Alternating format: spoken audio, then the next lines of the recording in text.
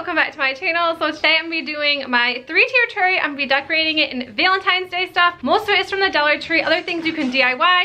So I'm going to show you what I have done. Alright, so to start with, I like to lay everything out that I'm going to be using or think I might use. A lot of this is stuff I've had in my 3-tier tray, and sometimes I just put things in the back side because I don't really know what to do with it, but I don't have anywhere to store it.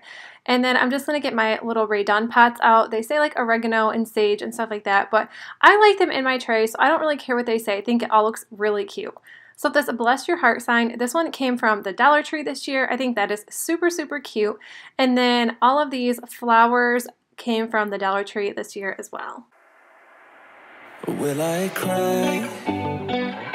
Will I leave behind broken and crumbled signs?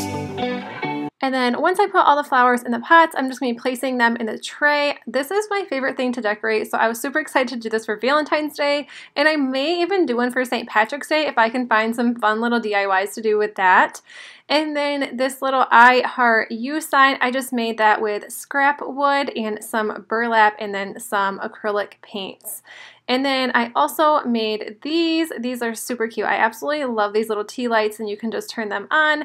And I did decide to end up wrapping some ribbon around it just to give it a little more Valentine's Day feel. And this small wooden picture frame came from the Dollar Tree. I don't know what I'm going to put in it, but I thought it looked really cute anyways. And all those little white balls, those also came from the Dollar Tree. I snagged them last year, but I just thought that I would put them in now, and I know you can still find them every now and then. And now I'm just going to be taking some twine and ribbon and just cutting them, and I'll be making a little garland for the bottom of the 3-tier tray.